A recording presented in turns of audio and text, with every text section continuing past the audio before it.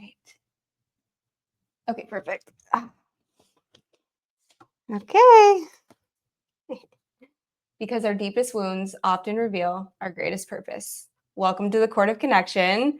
I have a special guest here today. I'm really excited to have you here, Justin. I've watched Justin's content for a while and have felt very drawn to it. It is very clear that he has had a massive spiritual awakening, Kundalini awakening, and I have so many questions, and I'm excited to hear about, kind of what that journey's been like for you. Yes. So welcome. Thank you. Yeah. Thank you. I'm excited. Yeah, Excited to be here. I haven't seen Justin in, when was the last time I saw you? It's been a while. It's been such a long time. Yeah. I know. I don't know. It's been years, right? Yeah, and I just randomly came across your TikTok, and I was like, I know. Was that like a For You page thing? Yes. Okay. Yeah. And I was like, wait a minute, he's on another level now. Like and I kind of I zoned in, but so for those that don't know you yet, can you share a little bit about your journey and what it's like, what it was like before the awakening? Yeah. Anything you want to share? Yeah. So my life had, really been full of challenges. I don't know. I kind of just felt, which I know is a thing that a lot of people feel, especially a lot of people that struggle with addiction and things like that really feel out of place and things like that. That rings true for my story. What I realized kind of through my awakening is that we all exist at a little bit of a different frequency. And looking back on, I believe we come in at a little bit of a different frequency, and some of us come in much more elevated. And I actually believe that this is just my perception, but I believe that people that struggle with addiction are more elevated souls. If you notice that, like when people sober up, they are the type of people that kind of light up the room, because they are existing at this elevated frequency. And I just find that, like, for me, it was just like, my frequency and the way that I operate in this world naturally was very, from day one in kindergarten was, I was attacked, literally attacked by groups of people that ganged up on me. And so that was a very intense kind of bullying. And it was really it wasn't based on anything I was doing. I was actually kind of just keeping to myself, but now I see it as my frequency. So, and that pattern has kind of played out throughout my life, where it's like this, just that led me eventually, because I always just kind of felt on the outside and I was observing, and I was struggling. I could put on a smile and just kind of, but I think I really was in this internal struggle for a long time. And really that led to some of my darkest days were after I relapsed after 7 years sober. So I went back into the world of substances and all of that. And I had so much shame around it because I was so identified with my time sober. And it completely just, because it was I was buying into this idea that oh no, I threw all that away. And I had so much shame but really that whole process, I left behind 8 years of a clientele because I felt, even though I was in a dark place and I was doing substances and that played into me leaving, it was also exactly what I needed. I needed to walk away from this thing that I loved doing hair, but it was just this deep, knowing that I needed to follow this calling to go to Asheville, North Carolina, which is what I did. And at first though, it felt like I just destroyed my whole life, because I walked away from that clientele and then I got heavier into drugs. And while all that was happening, so it was my external world was being destroyed, but it was also kind of the dismantling of everything that I identified myself with, to really be able to remember who I truly am outside of all of those things. But at first, my identity was still wrapped in all of those things. So even though they were gone, I just felt like I was nothing, because I'm oh, well, now I don't have any of these things. So that was kind of that whole process, which led me to the point where I was I was just in such a dark place towards the end, because the thing is, like, with addiction and with the thing that I was going through, it was very much like, um, I was shaming myself on such a level that I don't think that other people realize, like, because a lot of times people get into shaming people that are, oh, you went back out and you did this again, and so I was receiving that, but I was shaming myself way more than anybody outside Mhm. of me could have. Yeah. So my inner world was so incredibly dark, especially for that last like year or two. It was daily, thinking of really just awful ways to take myself off, this planet. I didn't want to be here anymore. And then I went from that to, then I was attacked by a police officer in October of 2023, which set off my Kundalini awakening. It kind of set it in motion. And that whole entire situation was, I believe 100% that it was 100% unavoidable, because I truly wasn't like, and here's the thing, like, had I just gone back at that time into just the traditional recovery space and not kind of looked from a deeper perspective, I think I would have only looked at my part and not been able to see that what happened to me was actually very, in the physical, was very wrong. Mhm. Like because I literally, I wasn't fighting back. I wasn't doing, but it was what I was shown after, and after my Kundalini awakening, was that this is something that was unavoidable, that I had to go through so that I could also speak on, a lot of the corruption that exists within this system, because the entire system came against me, and they gaslight you and try to make you believe that something happened other than what actually happened. But now I truly am grateful for that experience, because but I mean, yeah, getting attacked by, rubbed into the concrete, Oh, wow. and choked by this police officer. My mom was on the phone, heard the whole thing. She was trying to find her recorder. So that was like that was kind of, and then my dog, who was the only thing that I kind of held on to. That was the last thing I was holding on to, that just like that unconditional love that I got from her. So she died that month as well. Mm. That same month that I got attacked. So like darkest month of my Mhm. life. And I remember there was this moment where my dad was going to Dallas. I was staying with my dad at that time, and I had just had to put Marley down. And so I asked my dad, or no, my dad was going to Dallas, and then I had this thought in my mind. It was that moment of choosing to listen to that inner voice, or like staying there. And it was that moment where I had a plan, like in my head. I was just like, I can't do this anymore. I can't, without Marley. Like, there's no way that I could do this, Mm. which might sound crazy to some, but it was literally, it was her unconditional love, and I hadn't found that unconditional. And what that letting her go was kind of setting in motion, was me finding the unconditional love that lives within me, and learning to hold myself and love myself Mhm. in the way that space that she held for me. As Yeah. wild as that sounds, Yeah. but it's just like, so that whole, like, that was the darkest month of my life, October of 2023. And yeah, it all kind of came to a head, and then that set my Kundalini awakening in motion. And then I had the Kundalini awakening in December, it's December 22nd, or 23rd, December 22nd. It was December 22nd, 2023. Woke up in the middle of the night for that.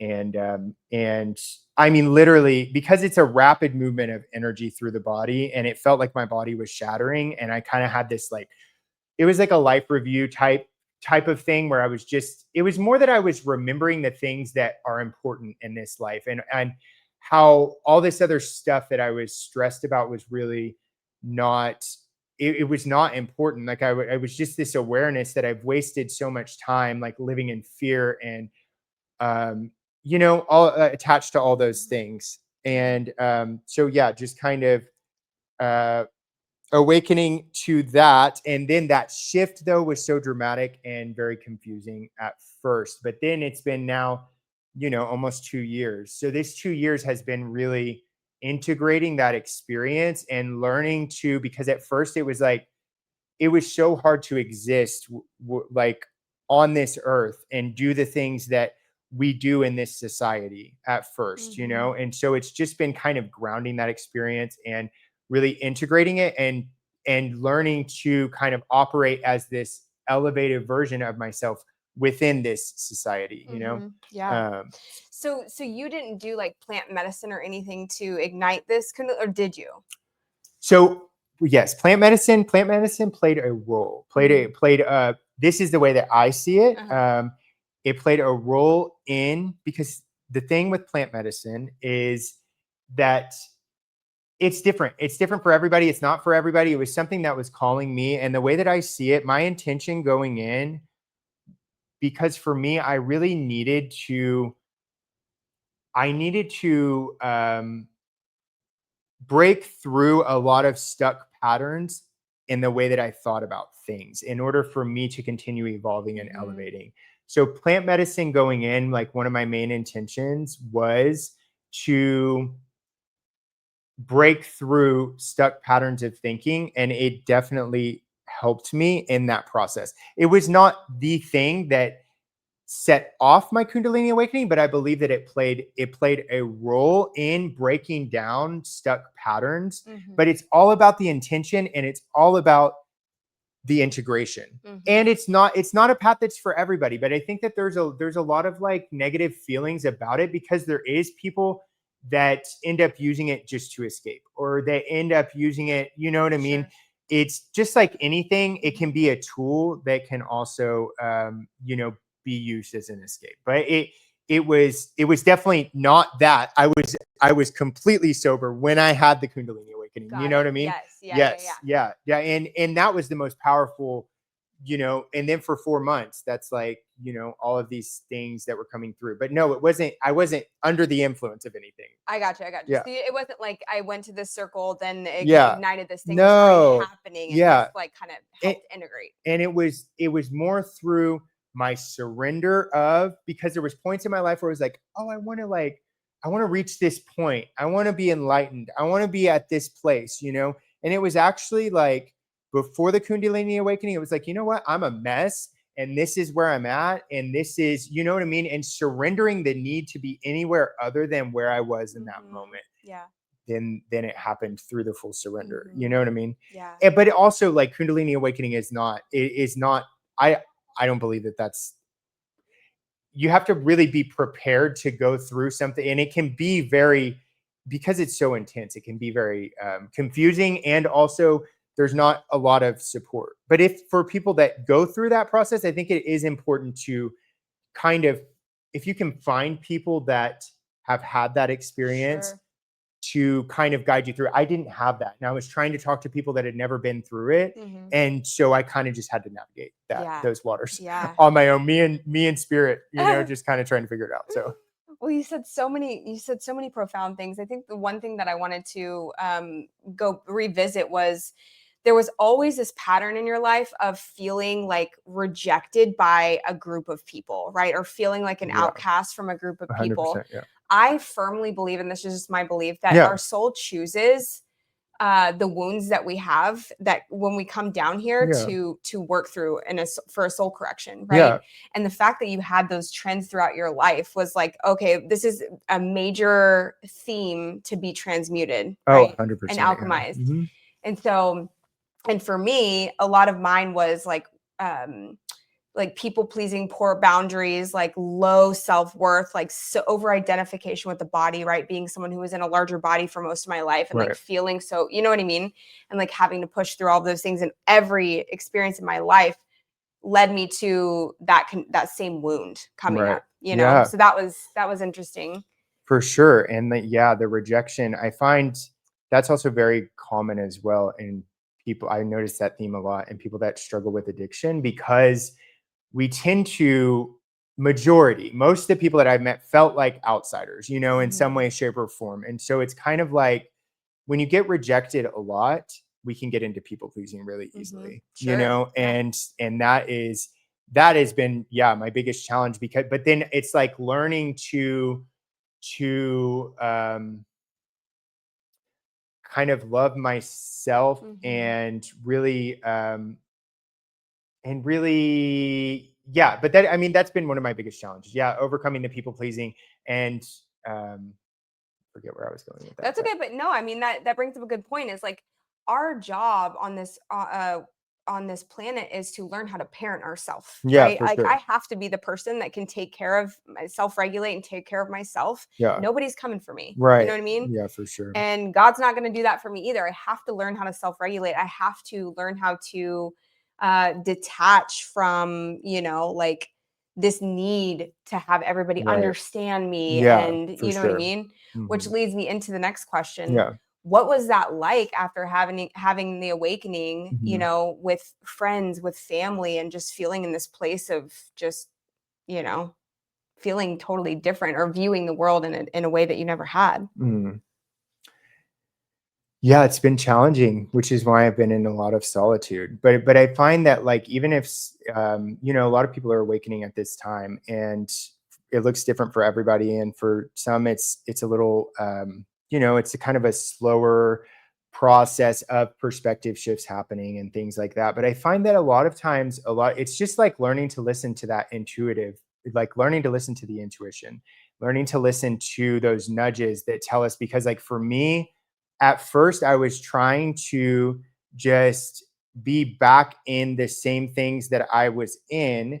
And it was very confusing at first because my perspective was so different, And Mhm. so I had to really kind of remove myself from um, groups of people, for a little bit, and kind of go into solitude, which was challenging at first because it was like I had this storyline in my head that was like isolation is bad, isolation is dangerous.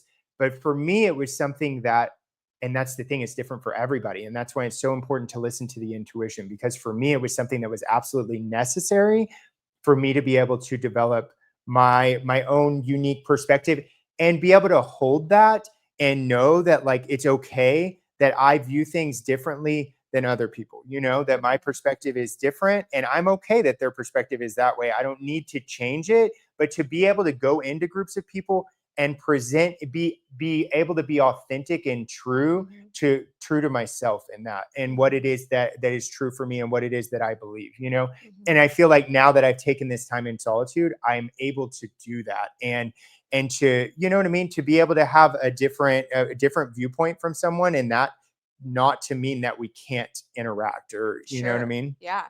Well, did you know that authenticity is actually a higher frequency than love? Yes. Yeah, yeah, Crazy. yeah. It holds so much power to stand in your own truth, you Totally. know? Yeah. And it is but we're kind of programmed, honestly, to be people pleasers in this society. We learn to get our sense of worth from what other people think of us, and from, you know what I mean, society tells us what to be and who to be and all of Mhm. that. And so we learn to get our worth from that. So finding that from within and standing in who we authentically are is so empowering. And I Mhm. find that listening to the intuition also helps us in that as well, so that we don't have to constantly look outside of us for direction, because we can have people that help us and guide us and things like that. But it's like truly, the more we tune into our intuition, that's the point, like, to listen to that, because that's truly empowering. Somebody can have an outside perspective and an outside view that can help us, but then it's like tuning into and listening from within for like listening to that, I think Mhm. is so empowering. Yeah, yeah, absolutely. Well, and you mentioned earlier that, like going out to old places and doing those things was like really disorienting at Mm. first. I feel like I've been in this space of isolation for the past year myself, honestly. And like, and when I say isolation, like, I don't know that my isolation has looked quite like yours, Yeah, but, yeah, yeah, because I've still been operating in the world, but in comparison to where I had been for all of my life, yeah. I felt very called to like go inward. And um, I've moved, I've created some space in certain communities, and that has felt very like confusing, Right, because there's also this part of me that craves community, but there's certain parts of the old aspect of community that aren't aligning right now. right, You know what I mean? for Like sure. vibrationally. Yeah. And so I'm so glad you mentioned that, because it is weird. It's a weird feeling to be like, I am like not fully I don't know, integrated, but also this isn't working over here. This like other thing isn't Yeah. feeling aligned anymore, Right. you know? Totally. Just feels destabilizing. Yeah. And I mean, I think that it's just it's learning to, yeah, listening to that intuitive Mhm. nudge and being aware of where that's coming from. You know what I mean? Because I think a lot of times it's, especially in like the circles of recovery and things, it can get very much like don't trust your own thinking. But if your thinking is Mhm. in alignment with your, it's learning to listen to your intuition, you know, and the more that you get in the practice of that, it's kind Yeah. of listening to those nudges. The thing that's challenging within those circles sometimes is that people aren't open to other perspectives because they're scared of thinking outside Yes. of that. And I understand that. Totally. You know what I mean? But Mhm. it can be a challenging space to be in because it's like you're taught to think in one certain way, and Mhm. anything that thinks outside of that feels like, oh no, you know, because it's like there's fear around that, like to be Yeah. open to other ways of viewing it and doing things, you know. Mhm. Well, and I think it gets labeled as like crazy or woo woo or whatever. Right. You know what I mean? Which Totally. I think at times labeled myself as woo woo just so people understand, and I'm like, I'm not doing that anymore. No, like I'm just connected to truth. Yeah, You know what I mean? for sure.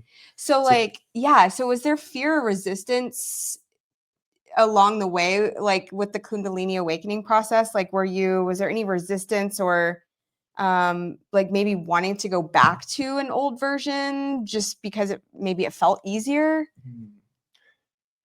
yeah, for sure. Also, I wanted to say this about woo woo. Yeah, yeah. So do you know what woo means? No. Okay, so and I just learned this the other day, and I forget the thing behind the word, but woo is the source of creation. So it's the source of Mm, creation, the source of creation. mm. So it's like people have this idea of like woo woo is like BS, but it's like no, it means source of creation, source of creation. So I love being woo Me woo. too. I love it. I'm witchy. I'm all the things. Yeah, yeah. So but yes, there, I mean, definitely at first, you know, it's, and still sometimes, you know, like I get into this.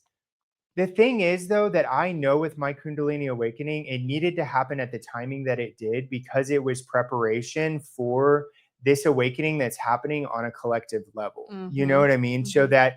So that I could be in the space that I'm in and share my experience. You know, it's Mhm. 111. Let's That go. I, but I, you know, it's there is times though where I'm like, because right now it's getting a little bit better, but I've broken out so much of the the societal conditioning and kind of patterns for the way that society operates. But I know that that is because I meant to kind of play a role in ushering in the new paradigm and kind of new way of operating in this world. Mhm. But right now it can sometimes feel that way where I'm just like, I've broken so far out of it that even the other day at an interview, I'm like, I don't know how to be anything other than they asked me these interview questions. And I'm like, I go deep and Yeah. I'm just like, and I told the girl I did this interview the other day, I was like, sorry, I literally, this is my default setting now. And I don't know how to be anything other than this, you Yeah. know, like, Yeah. which is a beautiful thing because this is who I truly am, you know, but it's also like operating within this world is challenging. But I think for people, if there's other people that are going through this, it's like, know that if you're going through this process, it's so that you can like maybe consider that perspective. It's so that you can so you can usher in something new. You're breaking out of those old patterns so that you can bring a new perspective, usher in a new perspective, usher in the new paradigm, kind of help to kind of be, you know, there's a lot of different ways to look at it, builder of the new earth or whatever, however you want to kind of see Mhm. that. Yeah. So Yeah. That's so beautiful. What do you think was the most surprising thing about going through this awakening? that people were incredibly irritated with me. Yeah, Mm. at first, and I mean at first because with the Kundalini awakening, that I believe that frequency that I existed at. Did I see you during that? I didn't see you during that time. Mm-mm. Okay, that frequency that I existed at for that first 4 months was so incredibly elevated because where my frequency is at naturally, the way energy moves through me, through my character. Um, and then on top of that, for that just blast, it's like being plugged into a light socket. So, and what happens when we start to elevate in this way, because our frequency elevates, whether it's through a Kundalini awakening or whether it's just through healing, through clearing the density in our energy field, through kind of going through that process and having these perspective shifts. We're in set when we're in an elevated place like that, it brings out the shadows in others. And I didn't know that this is what was happening. And at first I was in such a like loving, just like this loving, authentic frequency. And just, I mean, I was literally, my bed was vibrating in the morning when I would wake up. It was literally like the bed was vibrating. And I would just, but then all these interactions that I was having, like I was in a traditional sober living and I was interacting with these, and people were just being so mean to me. And then I was just like, and it wasn't because of anything I was saying. It was just literally like people were trying to just kind of, poke at me. But then that's also when I realized, oh my gosh, this has been happening to me my whole life, like, because it's not that I'm saying things or I'm saying things that are hate, but it's something with the frequency that happens. But I didn't expect to be met with so much kind of darkness. And that part of it was very confusing. And I didn't understand that. But now, honestly, though, that I believe that I don't want to go back to that frequency. That was such an elevation that existing, it also made sense why we forget who we truly are in this realm, because like that forgetting plays such a role in us being able to exist, because this experience is so dense and dark and it is so different than who we are. And existing in that place of remembrance, like I was fully just, oh my gosh, I remember who we are, and existing in that is like, you can't really do it here with the way that things operate, so I just think that was a very short-term thing. A lot of information came in about what I'm meant to do here and things like that during that time. And a lot of these other kind of downloads and stuff that I've kind of been able to integrate over this last couple years. But like, at first I wanted to go back to that because it felt good. I was like, oh, I want to go back because internally it felt, but then now it's like, no, it's like grounding it into my humanness and into the human experience, and being able to integrate it in a way that I can show up within this society, which is kind of the point that I'm at now, is kind of like integrating back into and finding out, how to operate within this society that operates so differently from the place that I'm in. But Well, that's leads me to a great question. Like, how do you balance? Because I have had to learn this along the way too. Like, how do you balance? Like, I am having a human experience, right, and I also have a deep understanding that like this is not who I am, right? Like, yeah. how do you dance with with that relationship? Like when you are maybe your buttons are pushed or fear does come up, right? Like what do you do? I'm trying to think. So yeah, balancing like the human and with the like remembrance. I think that it's just like I hold this awareness on a moment to moment basis that I'm not this form. I'm not this body. This is, you know what I mean? This is a temporary thing. So I find that through that and through being in that on a moment to moment basis, which I don't necessarily think that that's everyone's path to be in that on a moment to moment basis. But like my experience is that I'm living in that. So when something presents, like a human thing that, somebody tries to, because I don't have a lot of fear, like, and it's to such a level that, but we operate from fear so much in this society. So a lot of times people try to project their fears onto me. And I just kind of have to, I just kind of go, okay, I understand that this person is doing, but I just don't take it on. But like balancing the human, I mean that's probably like, it's a big challenge, to do that. And yeah. No, totally. Do you know anything about Mary Magdalene?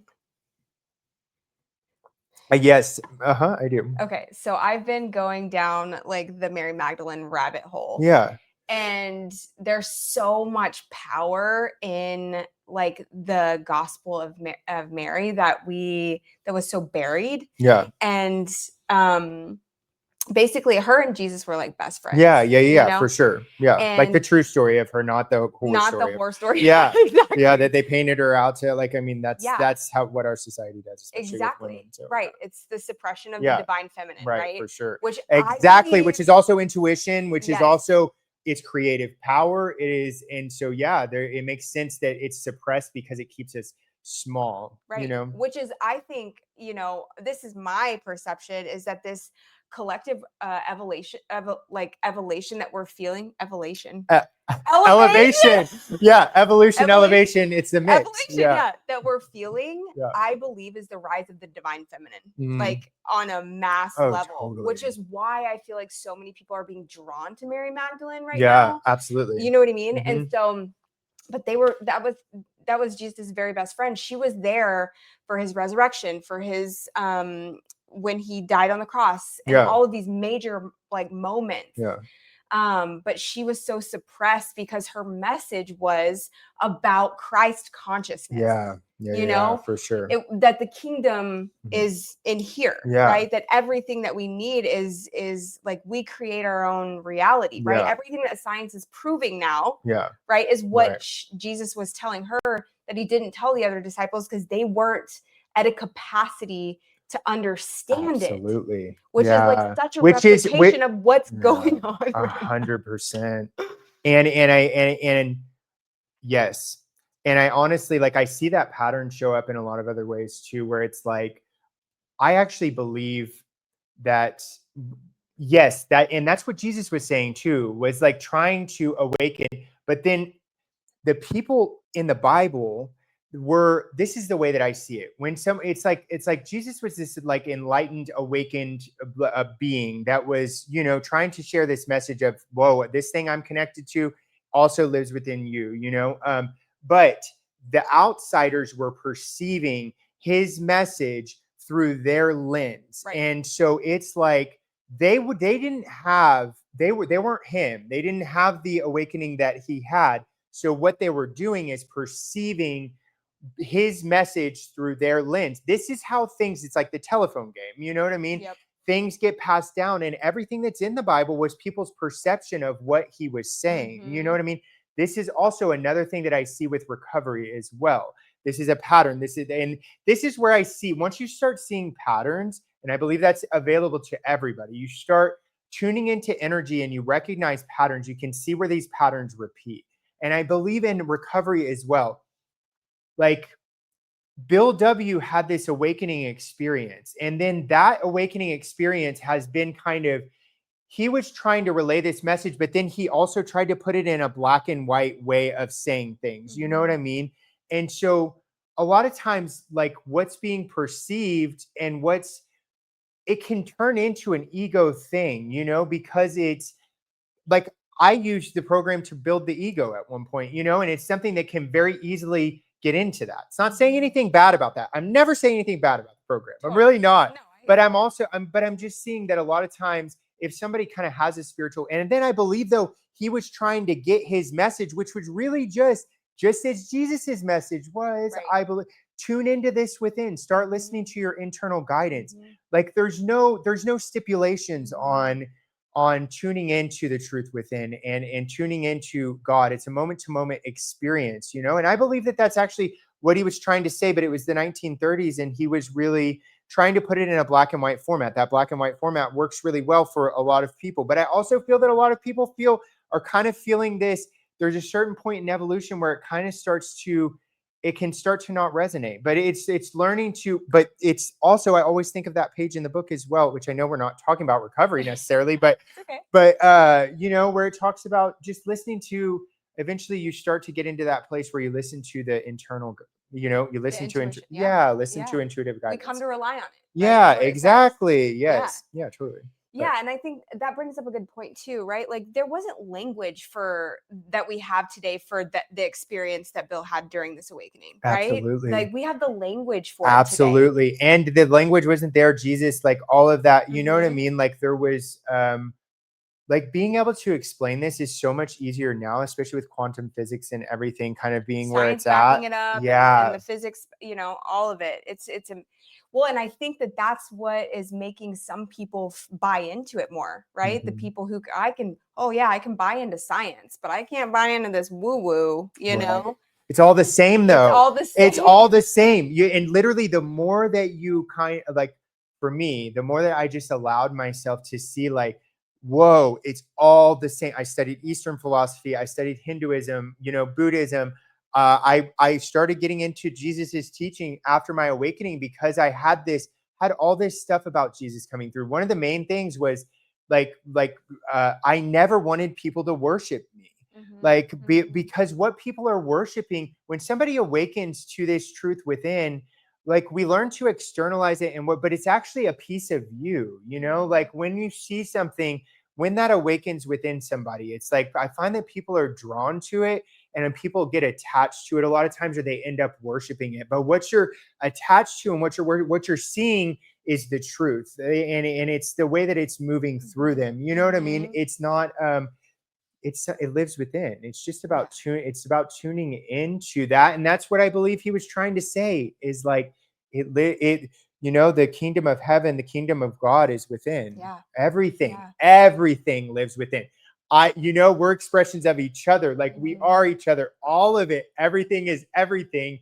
It's all mirroring, Yeah. you know. Yeah. Anyways, No, I love it. I love it. And I think to your point, right? Like what I see in you, right, when I yeah, was looking at your content is only because that stuff is coming up in me. yeah, for You know what I sure. mean? Like we're Yeah, just reflecting light back to each other. yeah, And what I'm drawn to is because that is awakening in me. it You helps know what I people mean? remember. Yeah, Yeah. yeah, Yeah. totally. We're just walking each other home. Yeah, exactly. That's it. Yeah. Yeah. Which was like the whole idea of this podcast is the walk, the remembering, the walk home to ourselves, Yeah. you know, walking home to ourselves. So let's see. Well, I guess we kind of answered this, but how have your relationships or sense of community shifted through this process? Like how do you find community today? I'm still figuring that out. Yeah, I Yeah. love that. It's a great answer. Yeah, yeah, yeah. I don't know. That's actually because right now what I'm feeling is what I'm being called to is to create that, you know, like to that's kind of my next step right now is getting back out into the world. And because this period of solitude started in December of last year, and now it's like it's getting back. That's what I'm feeling called to do, is to kind of get back and um, build some sort of community. It is still kind of like I'm in this kind of in between space where and it's not that I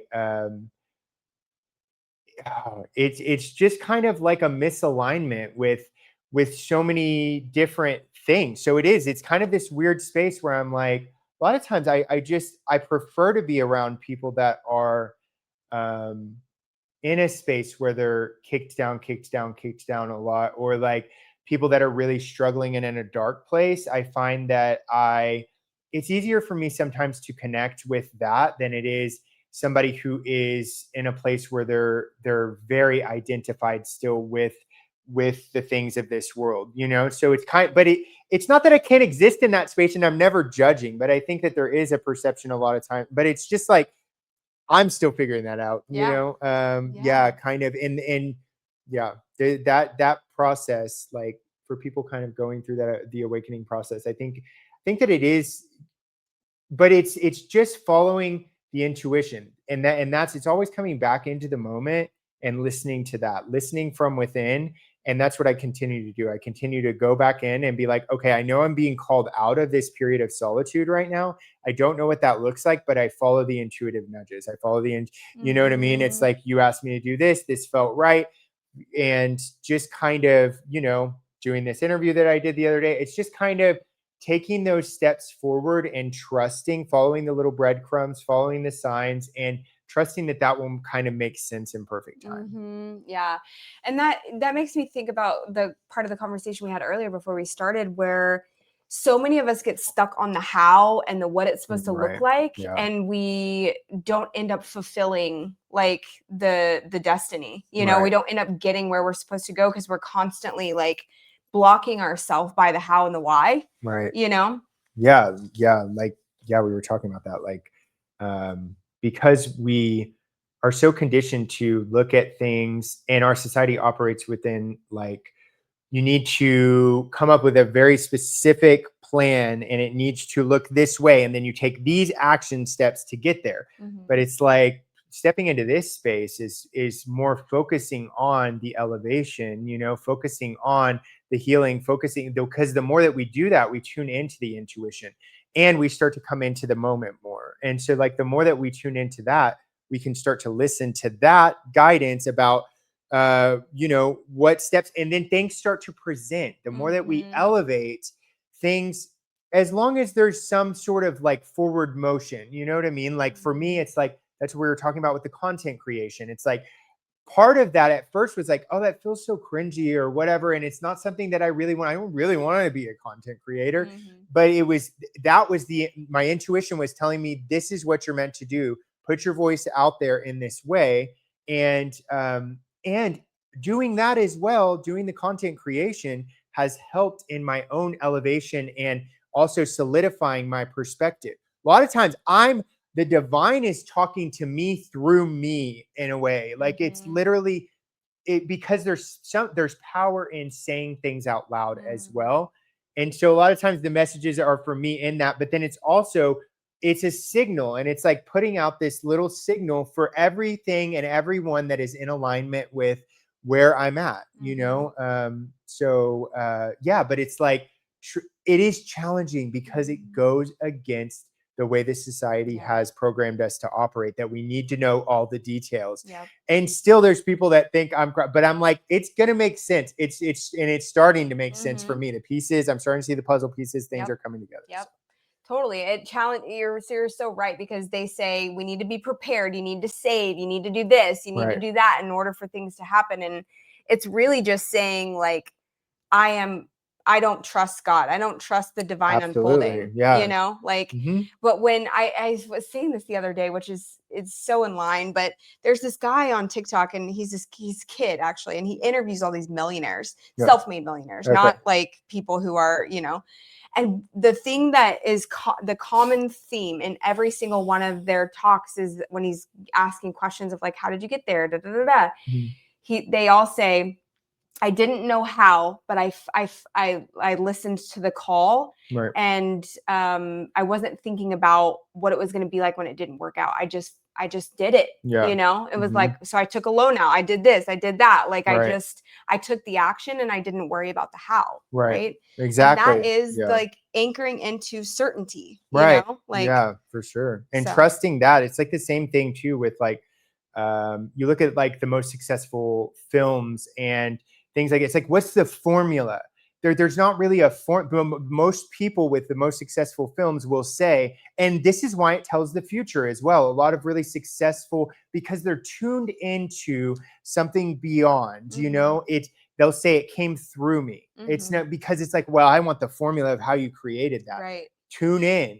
That's it. You know, tune in and start listening to that. That is, and take those actions when we start to listen to the intuition, taking those actions, even because the conscious mind wants to come in and say like, oh no, but that doesn't make sense. But I always choose when my mind comes in and says that, I go, no, but that's not that. My intuition told me this. So even though that doesn't make sense, I'm going to take that action. Absolutely. I love it. That's exactly what I did with this podcast. It was like, wait, what? You want me to do a podcast? Like, I don't want to be like exposed like that, or have to work through like the fear of rejection, or like, you know. And it was like, well, you don't have to. That's the thing. Like, you don't have to. You just do it.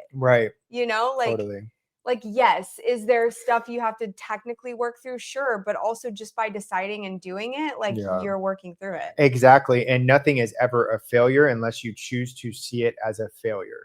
Everything is a stepping stone. You know, there's been many things. It's like me starting the nonprofit that I started and everything. It's like, it's there's people from the outside that would go, oh, you failed, but it's like, no, like I don't see it as failure. It was all stepping stones. The divine timing wasn't right. It's all about the way that you choose to see it. And the people that step into the most abundance and success, I find really like will tell you, you got to be willing to fail, Yep. like you got to be willing, and it's about how do you walk through that, how do you hold yourself through that. Yeah. And if you choose to see, I don't see it as failure because I look at every single and I go, every single failure, and I go, what is it? What is the deeper teaching in that? What did I learn from that experience? And a lot of times people will just give up, and for me, a lot of people were like, when I started doing content creation, people were irritated by I could feel it. I'm very sensitive to energy. I could just feel that, oh, who do you think you are type of thing. You know what I mean? But it's like, and nobody was liking any of my stuff, but I was just like, I'm not doing this for likes though. And that's what I had to remind myself is like, I'm letting the divine flow through me, and this is what I'm meant to be doing. So I'm not doing it for applause, and I'm not doing it for likes. And then the more that I've allowed myself to do that, it's for the people that need to hear it. You know what I mean? Like, so it's it's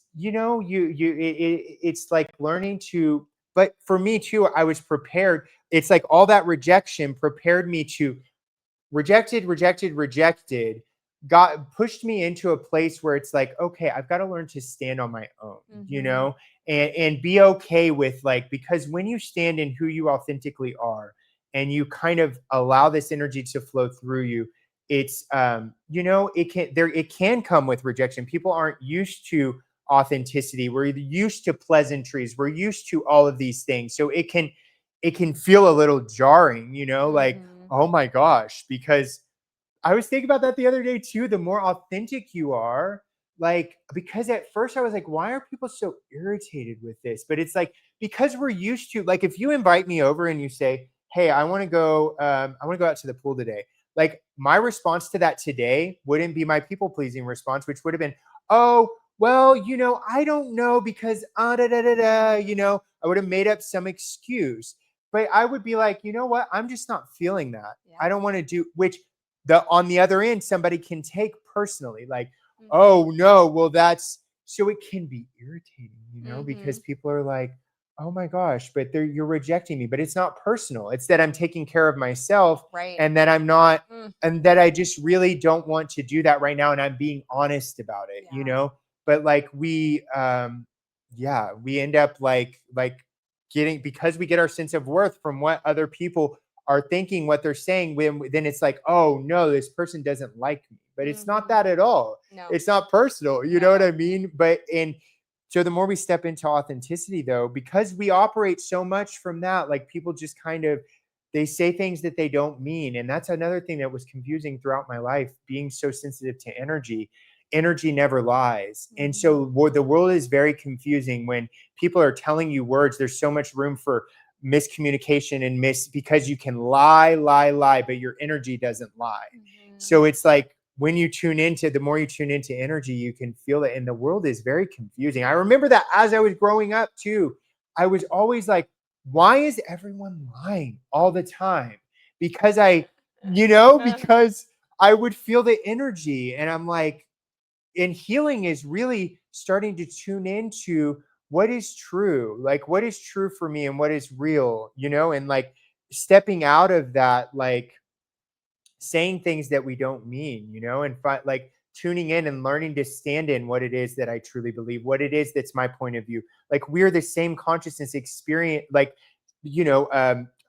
expressed from different points of view. So we're all meant to have different points of view. Like, and I feel like that's kind of the new paradigm we're moving into, is just like seeing that we all see the world a little differently, and we can learn from each other rather than trying to force everyone to see things in the same way.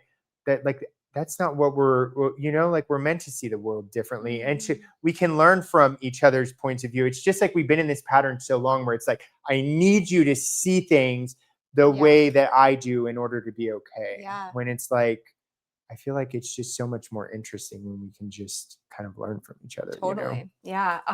That's so beautiful because I'm walking through that exact thing myself right now where I'm just really watching how the personality wants to over explain, but then Right. I stop that and I'm like, no, I don't have time today, or I don't want to do that, or I Right. don't, you know what I mean? Like, Yeah.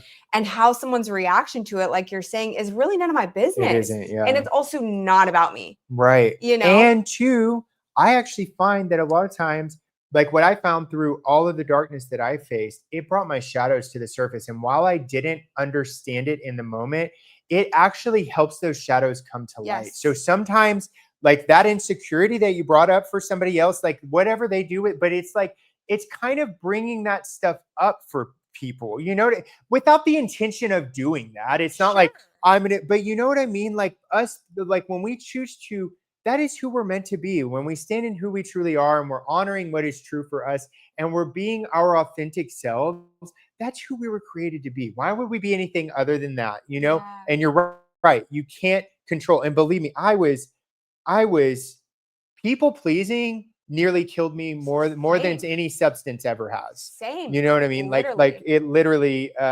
like I was dying behind it. So, and you know, putting yourself out here in this way too, that is another like way of healing people pleasing too. That kind of thing, Hmm. you know what I mean? Yeah. Putting myself out there and creating content, knowing that, you know, Not everybody's gonna like yeah, it. You know what I exactly. And mean? they're gonna make up their stories about whatever, and that's fine. You Yeah. know, like I can allow them to do that, and know that I'm listening to the truest part of me. And Mhm.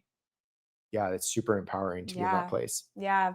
Well, you kind of touched a little bit on it earlier, but where is your heart's desire in terms of like where you see yourself in the future? It doesn't have to look specific, but like what are you drawn to?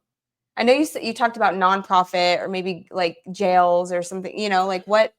Yeah.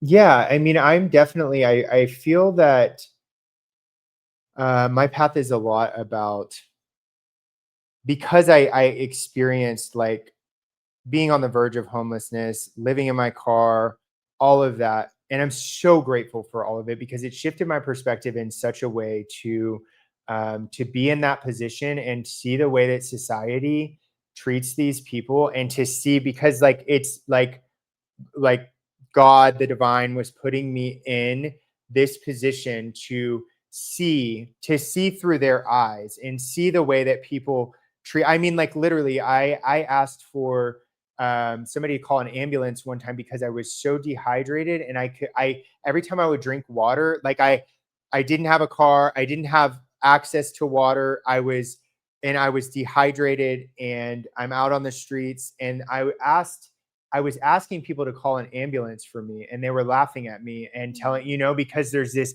automatic. And what's crazy is it's like, especially people that say they follow Jesus and things like that, it's like that is Jesus. If you're looking for Jesus, he's on the streets, you know, Mhm. like literally that is, and he made that very clear as well. You know what I mean? But it's like I just feel drawn to those people because I know that I walked through that for that specific purpose. And Mm. also people coming out of prison and jail and things like that. It's like we're going to get so mad that our society gets so upset that people continue repeating these patterns, but everything is set up for failure. Mhm. And I have seen that. The court system wants you to fail. It's Mhm. literally set up so that you fail, and our class system and all of it depends on people staying at the bottom, you know. So it makes sense that it just kind of keeps people in these loops. And it's crazy because people go into prison and there is nothing to help people elevate, escape their patterns, to heal. And then we just throw then they have to learn these survival mechanisms while they're in there Right. in order to keep themselves safe. And then it's like, well, why do you act like that when you get, and of course they go back to It's the a same. systemic issue. Yeah, it's huge. Yeah. Yeah. So I just feel like I feel really drawn to, like, creating the nonprofit is really about helping those people to escape stuck patterns and to do it in a different, like to do it in a way that is more holistic, that's not that's not the traditional kind of way of looking at things. Because I found for me, like even with traditional therapy kind of stopped working for me very early on. Like it never, because I it's just the way that I am, and the way that the level of self awareness that I kind of already had. I was just, therapy was kind of confusing. I needed to do things that kind of worked with the subconscious, and looking at that, and looking at how I escape stuck patterns rather than, I'm not saying anything bad about therapy. I'm just saying that therapy can bring an awareness of patterns, but then you stay in those patterns, like it's like, okay, I know that this is what I do. I always do this because but it's like helping people to really escape, to look into the subconscious, because the subconscious is really what's driving, our actions without us really even consciously knowing why we're doing that. So anything that kind of tunes into that. So that's kind of the vision for that, for Uncovering Truth, for the nonprofit, is creating these healing centers that really would be for everybody. That's kind of what I see is, and working more like kind of, run by like healers and light workers, things that have been through the trenches of the darkness and all of it, to help, because I find that holds so much more power. And that's something that happens like with recovery as well, because it really does. It holds way more power than somebody who read something in a book, who is seeing, and that's across the board with everything. I feel if you've been through something, you just have a greater understanding than anyone who has studied it, just obsessively studied something. It's like life is our teacher, whenever we choose to see it in that way. And yeah, all of my experiences with that, I know were for purpose, so that I could kind of step into and create this thing. But that's what I see. That's where I see it going. I see like, that's the main thing. I feel like that's kind of that is the main thing. And then I think more things will make sense through that. But yeah, I see that very clearly for you. Like I'm just like watching you and the passion. And I'm like, how could it not? You know what I mean? Yeah. Like how could it not? Yeah. So beautiful. And I believe that the people who have stories like ours bring so much power and depth to situations like that, or like experiences like that, for sure. Yeah, so where can people find you if they want to find you? So mostly TikTok is the one that I do right now. So and my handle on there is this_Justin_Stone. Justin Stone on Facebook. I have multiple Facebook accounts that I can't get rid of, but and which I've started sharing. I do something a little different on Facebook. Facebook is it's wild territory. Yes. And Instagram is also this_Justin_Stone, and that same name also on YouTube. YouTube, really though, I feel like I'm going to go a different direction with that. It's really just my TikTok videos. TikTok is my main thing though. Yeah. You know what's interesting about that is that I feel the most like out of all the platforms, I feel I don't even want to say safest, but TikTok feels the safest. 100%. It does, yeah. I don't know why, except that like it's just like so programmed to my algorithm and what I'm like, you know what I mean? Yeah, it's definitely, it kind of puts you in these little containers, which is a beautiful thing. And also there's part of me that's like, I kind of wish it would reach different audiences sometimes, you know what I mean? But it also does keep it a little bit of like a safer container where people are not so.